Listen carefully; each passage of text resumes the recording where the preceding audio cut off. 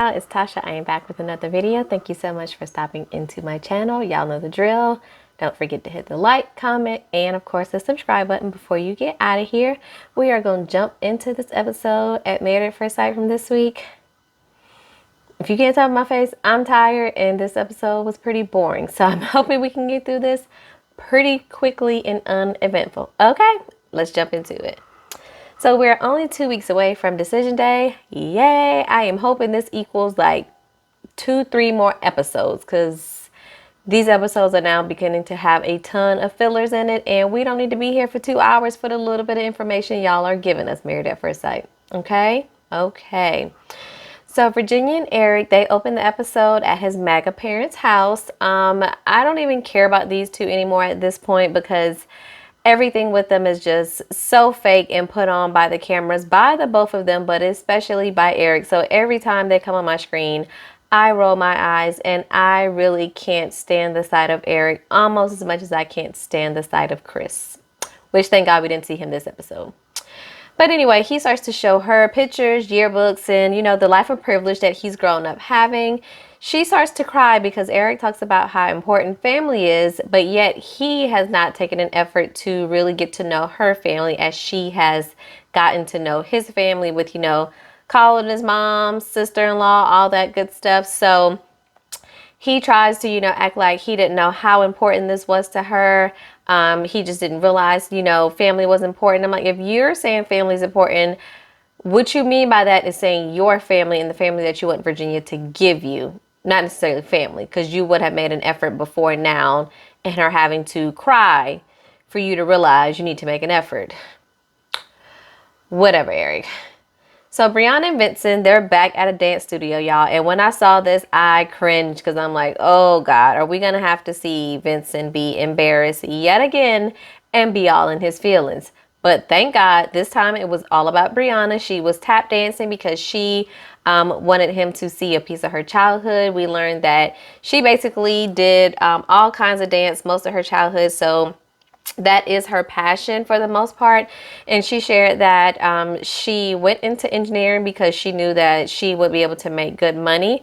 And she just wasn't sure if she would be able to make a living essentially off of being a dancer. So that's why she kind of put dancing to the side and then took up engineering. She also shares that she basically had some self-esteem issues growing up because of her skin tone. And then as she kind of grew into her teenage years, she realized how beautiful she is. And I can't remember how old Brie is, but I think any Black woman growing up in like the 80s, early 90s probably felt this way because it was all the rave of, you know, light skin is in, everybody light skin. And us with a little more melanin out in our skin tone may have felt some kind of way about it. So I understood, you know, how she was feeling in this scene when she kind of described it. She does share that she kind of wants to have children, like in a roundabout way of kind of, I hope our kids, you know, don't grow up that way or something like that, which of course made Vincent smile. But then she said it was a long time from now, and almost immediately his face went from to I'm about to fight you. That's what I felt. I don't think he would, but that's definitely the vibe he was giving off of. Literally in 1.5 seconds, his whole demeanor changed because she said she wanted to wait to have babies. I'm like, Vincent, oh my God, you're driving me absolutely crazy with this whole baby family, all this other stuff. Like, it's a lot. So Ryan goes over to Clara's parents' house to learn a little bit more about her and to develop his own relationship with her mom. So she gives her some advice of, you know, that Clara needs patience and just loving her for who she is. Her mom shares that she did not attend church regularly until she had Clara. And then once she kind of had Clara, looking at this little baby and realizing that she wanted that to be a part of raising her. And her kind of describing this to Ryan as if she thinks that Clara will change her mind once she's able to have a baby, that she will probably be more open to religion being an integral part of the child's life. I didn't like this because Ryan seems to be really firm and that's really, really important to him. And Clara has kind of made the stance that they're not on the same page when it comes to that. And I think with her mom saying that, it kind of gives him the idea, or even the hope even, that it will play out for them in that way. And while it may, Clara has made it pretty clear how she feels and how she wants to proceed with their children. So I was like, okay, we'll see how that works out. After that, Eric then FaceTimed Virginia's dad to, show that he's all about family, to get to know them. And we know he's just making an effort just to make it look like he's making an effort, because let's be honest, y'all have now been married 6 weeks.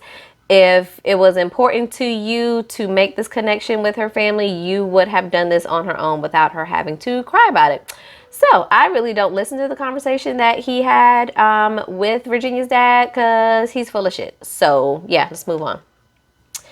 So Haley and Jacob go to a batting cage for a date because she played softball as a child. We see that Jacob absolutely sucks and he can't hit the ball, and he says that it's because it's going too slow. 60 miles per hour is just not fast enough for him. So that's why he can't hit it. And I'm like, sure, Jacob.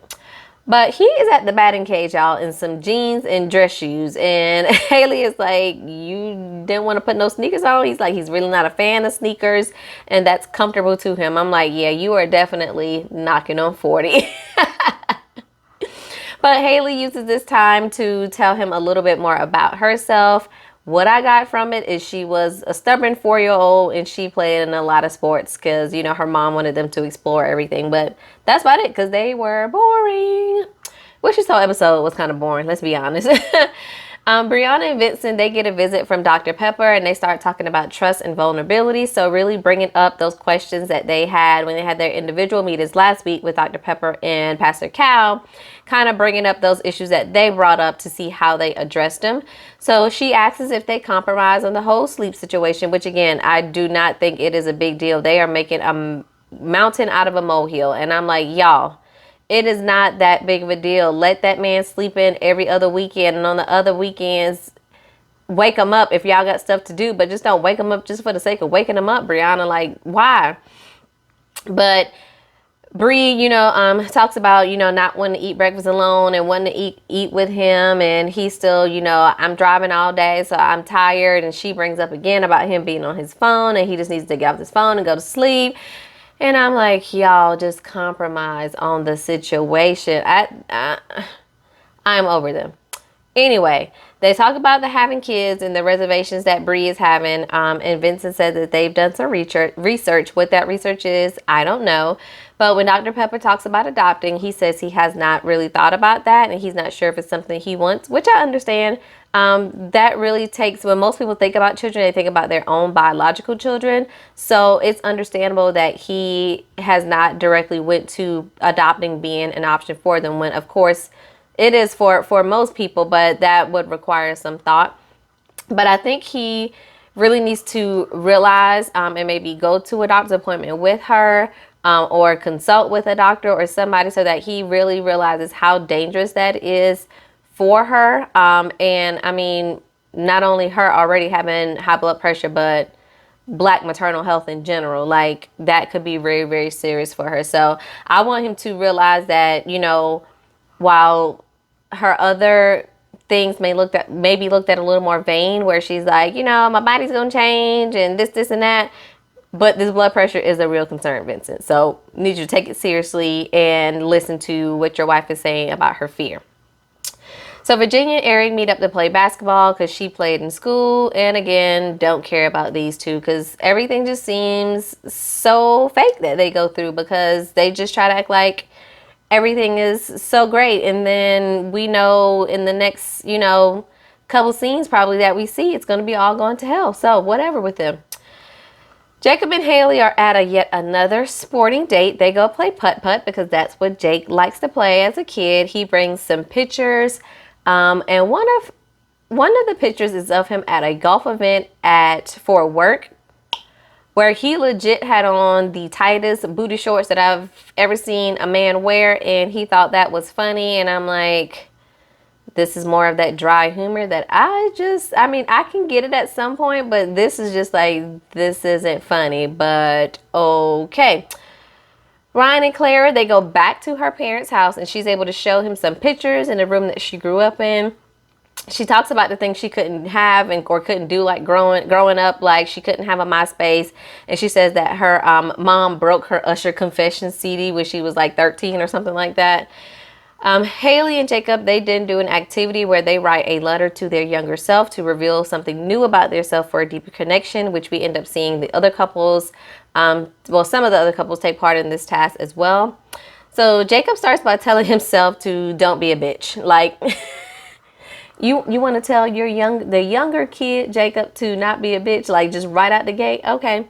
And he legit says like 2 other things, and that is it. And of course, Haley is sitting there like, does it? Okay. But he says he doesn't want to tell his younger self to correct mistakes that he was supposed to make. So I was like, okay, can't fault you for that one. Haley tells her younger self that she'll find her voice. Some relationships won't last forever. And of course, Married at First Sight people put the little dun dun dun dun, you know, the music behind that. So that's like talking about this relationship. And that to listen to your mother because we know that she's always right. So Jake asks her what she would tell herself the night before she got married, and she says, I don't know. And of course, Jacob starts doing his usual like tight lip, close-eyed expression where you know he's about to start the shits. So she asks what he would tell himself, and he says he probably shouldn't say it. And then she's like, go ahead. And he's kind of like, no. And I hate it when people do that. And she's like, go ahead. And he says, return the bracelet. And she laughs, and he laughs a little bit. It's because he had gotten her that bracelet on their wedding day. So they really flash back to all the times he's mentioned this bracelet. And I didn't recall all those times he mentioned it, or maybe I just didn't think it was a big deal either and never paid attention to it. But he's mentioned it loads of times, and I was like, oh my God, is it that big of a deal for her to be wearing this freaking bracelet? But it's a gift. Jacob, once you give somebody a gift, you really can't control how they utilize the gift. They can use the gift or not use the gift. But once you have turned it over to them, it's no longer yours to dictate how and when they wear it, okay? So I get it. You spent some money on it, but again, it's not yours. You gave it to her so she can do what she will with it. But he's basically upset because it's not even in the home. So for whatever reason, I think it's with her mom, and I think her mom lives in Alabama. So it's something happened between, you know, leaving the wedding, going to the honeymoon, her mom taking the stuff, and it ended up with her mom in another state and her mom not shipping it to her. So he kind of is literally all in a tizzy because this bracelet is not here.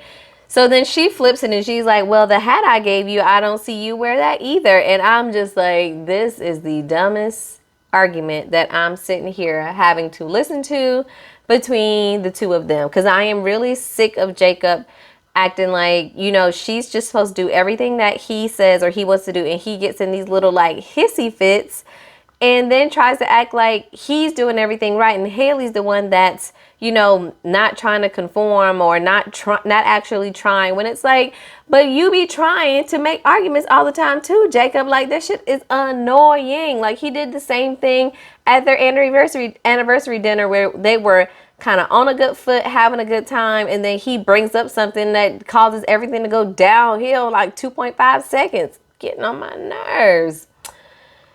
Anyway, Claire and Ryan, they get their visit next from Dr. Pepper about their unanswered questions. And they say they have discussed it. And I'm like, yeah, okay. No, y'all haven't, but whatever. You have talked about it and brought it up, but y'all have no resolve around these issues that y'all talk about. So Dr. Pepper asks Claire, if Ryan wanted to have sex tonight, what would you do? And of course she's like, yeah, but I don't want it to be like, you know, like just checking something off of a list. And I'm like, who does this sound like, guys? Ryan. Ryan has definitely worn off on her, and she is sounding just like him between saying that and for sure. Yes, for sure. Absolutely. Sure. She sounded just like him. Anyway, she just continues to be fake around everyone else about this whole situation except for Ryan. When it comes to Ryan and talking about this whole sex situation, she walks on eggshells about it. But when she's talking to the experts, talking to the girls, when she's in her confessionals, literally every place else, she's complaining about it. And I'm just like, well, you just gonna have a sexless marriage, because obviously you want to be here when you know he ain't giving you sex, and he probably not gonna tell you I love you. Do what you want, Claire. Do what you want. So she says that she thinks sex and love goes hand in hand for Ryan. And I'm like, I don't know if that's the case, because he says he's not a virgin, but yet he's never told anybody he loves them. So have you had sex or no? I don't know. And quite frankly, at this point, I don't care. I just wanted to make it make sense. Ryan says he just doesn't want to get into the habit of saying I love you, and it loses his value. And I am so confused, because I'm like, if you love somebody, how does saying I love you to them lose its value? Yes, you may get into the habit of saying it, but that doesn't mean that you're just saying it out of habit alone and you don't truly love the person, Ryan. So that doesn't make sense. But, you know, anything to try to rationalize what you feel. But, oh, okay. But Clara just continues to cry and look defeated in her confessionals, and then puts on a face in front of him. Vincent and Bree, they go to a little Dominican restaurant / bodega. He walks her through different foods and says, you know, kind of reminds him of the DR. He starts to tell her a little bit about his childhood, how he grew up there with his aunt, and he really watched his aunt struggle, which is why I think, of course, finances and family is so important to him. And with him kind of talking about this a little bit more, I'm trying to figure out if he wants to have children really for the sake of having children and having his own family, or if he wants to have children more so as a do-over for his own childhood, to basically show his parents or his aunt or whoever how to do it right. I'm not sure. I'm confused about that, because he seems to be really scarred from his childhood. So it just feels like he wants to try to relive his childhood through his future children. And that ain't the answer, Vince. Anyway, Virginia meets up with Eric's sister-in-law to have drinks. She shared, of course, they have good days and bad days. She says that the past 3 days have been good and we haven't fought. And I'm like, okay, I guess we should celebrate. It's been 3 days. Okay. And it seems like the sister-in-law, she seems like she fits right in with Eric's family. Like, she seems to be a little bit judgmental. They drinking just a little bit, but she definitely, you can tell she has the same views as Eric. She thinks it's going to be a problem if she does not, you know, put Eric first. They're definitely still going to have issues. She's like, I would feel some kind of way about her, you know, hanging out, spending the night with her guy friends. And I'm just like, okay. But yet she kind of started the conversation of, oh, you know, you guys have known each other for 6 weeks. And I'm just still like, everybody has so much to say, including myself. I'm not going to leave myself out of it, because I definitely don't agree with the whole spending the night at your guy's house and everything. But everything else that she has been feeling or things that she has issues with, she's not going to change it in 6 weeks. Like, you can't expect the child to do a 180, completely changing the life that basically she's only known for herself, because she's only 26. So it's not like she's 36 or 46, but she's been through some things and she can make that shift. This is how she's lived her life thus far, is how she knows to live her adult life. So, they just need to leave each other, point blank in the period. Jacob and Haley meets with Dr. Pepper, and Jacob has his sad, pouty face on so that he can get attention, and Dr. Pepper knows that he's upset. So, they get in there and they start talking, and I just realized as they're talking, I'm like, Jacob is just as unhappy as Haley is in this relationship, but he tries to flip it and act like it's more so her and not him. Like, he's doing so much of the trying, and he's not, you know, he's attracted to her and he's just not sure. And I'm just like, but you act and look unhappy as well. So you ain't 100% on board with it either. And of course, we know that she is not. So they talk about him wearing the jeans and the dress shorts. And again, rolling my eyes. This is just so trivial. He brings up the bracelet yet again. And he is annoyed because, of course, it is not even in the apartment. And this is when I catch the price of the bracelet. And he says that it was $800. And I'm like, if I'm remembering correctly, it wasn't even like a diamond bracelet or anything like that. So I'm confused as to why it cost $800 for the bracelet that he got her, and why you would give that to a stranger, because it seems like you feel so uncomfortable that she's not wearing it or doesn't have it, where you shouldn't have spent that amount of money on it. Because again, once you give a gift, you can't control how the receiver uses said gift, Jacob. It's not how this works. But I was just like, okay. And then, of course, she then brings up the hat, and he's like, oh, you can't place that, the same value on basically a $20 hat and an $800 bracelet. And Dr. Pepper is kind of getting on my nerves here, because she's kind of calling out Haley for not taking accountability and things like that. And I feel like Haley has taken accountability of, pulling back, not having the bracelet, because she didn't feel like the bracelet was that big of a deal. Obviously, Jacob has. But again, you can't control that piece of somebody, Jacob, but whatever. So, I don't know. I don't care for either of them at this point, to be completely honest. But I'm definitely over Jacob, because his little attitude and mood swings is literally like a woman going through PMS sometimes. Like, 1 minute is good, the next minute she breaking down crying. I don't get it. I don't get it. So Dr. Pepper goes to visit Eric in Virginia, and of course I'm annoyed, because I know this is not going to go anywhere. They're going to act like everything is great, and we know everything is not. They talk about communication, and Eric says that since Virginia has started opening up more about her past, he has a better understanding of her. And Virginia's like, they should make their own standards for marriage and what it looks like for them. And of course, Eric thinks, oh, but there's certain rules you just have to follow with marriage. Like, there's certain rules. He brings up infidelity, like, duh, of course, nobody wants to get cheated on in a marriage. And then after Dr. Pepper leaves, he's like, it's like 5 things, but he doesn't list it. And I'm just like, but who made up these rules? You? And if you did, who made you in charge? I'm just so confused. I'm just like, Eric just wants a marriage that looks like his parents. And while that's all well and good and all, because they still married and seemingly in love, you were a child growing up with them. You don't know what happened behind closed doors, or the challenges that they faced being married and growing up. So you can't act like it's just been the perfect marriage, because you don't know. You don't know how anybody marriage is but the one that you are in. So it's just aggravating. Dr. Pepper gives them homework to write down what they both want for marriage. And of course, they clearly want different things. They just don't want to admit it. And then we have to hear them have the same conversation over and over again about her sleeping away from home. And if he wasn't here, he's at work. What difference does it make if she was not here?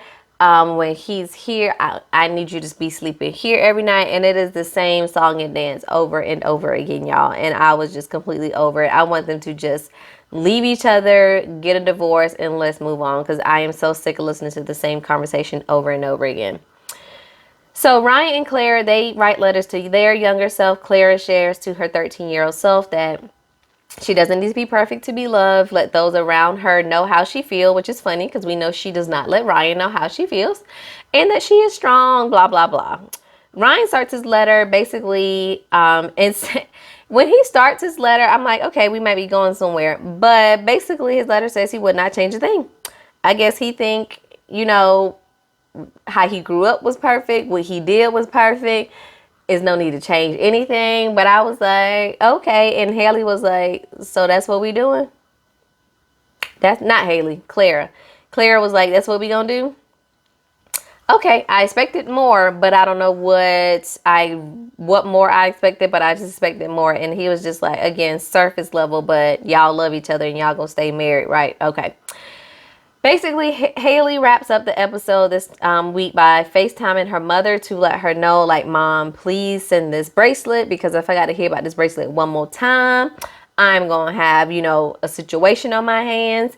And we then see a flashback of her coming into the room and noticing that the hat that she gave him was then on the dresser, as if letting her know, I don't need this hat and I don't want this hat, so here's your funky stuff back. So, of course, Haley is on the phone with her mom like, send this bracelet back so I can give this bracelet back to this man, because obviously it means a whole lot more to him than it does me. So no problem at all.